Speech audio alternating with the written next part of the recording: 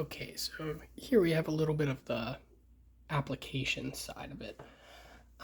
So I'm going to show you frequency tables, and these are really useful in general in terms of understanding the data, visualizing, but more importantly, it's going to be useful later on. We'll kind of see how you can create histograms from it and distributions, and yeah, it's just a really useful tool. So this example says ask 11 students for their favorite number between 1 to 5. And we're just going to put that right in a chart. So, key to these, have all the categories on the left. Now this is important because here we have number 1, and we have discrete numbers. But if you don't have discrete numbers, or if you have like a set of numbers that you want to do it, you can kind of put it into bins, they call it. So if this was continuous, you might go from 0 to 1.5, or from 0 to 1.5, and then from 1.5 to 2.5, 2.5 to 3.5. So you would capture all the fractions inside the bin. Now, to get the frequency out of it, you simply are going to look at the responses from the students. This is just plugging in the data. So 1 student responded that 1 was their favorite number. 2 students responded that 2 is their favorite number. Just continue that down. Now we're going to go to cumulative frequency. Now for this, we're just going to, instead of doing this individually for each, we're going to add them up. So 1 is how many people responded 1. 3 is how many people responded 1 or 2. 6 is how many people responded 1, 2, or 3, so 6, and so on. Now from this, we can also get relative frequency.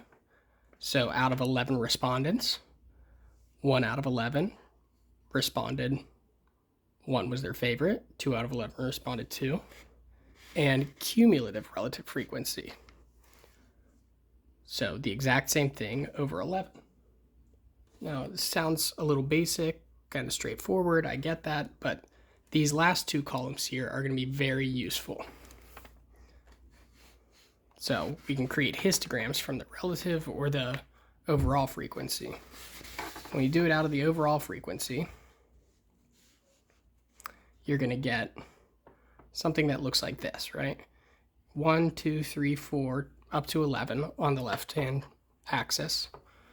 And on the x-axis, you're going to have these outcomes, 1, 2, 3, 4, and 5. Straightforward, but you kind of see that bell shape starting to set in. Now, when you do it relatively,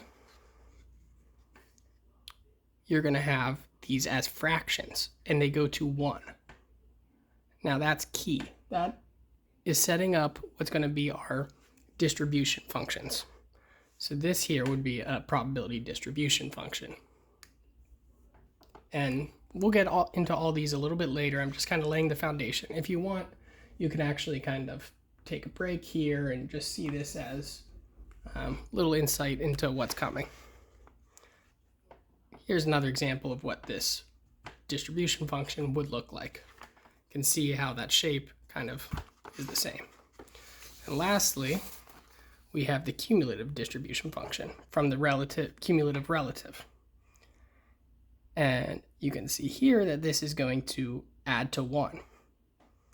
And these usually have a shape that's somewhat kind of up and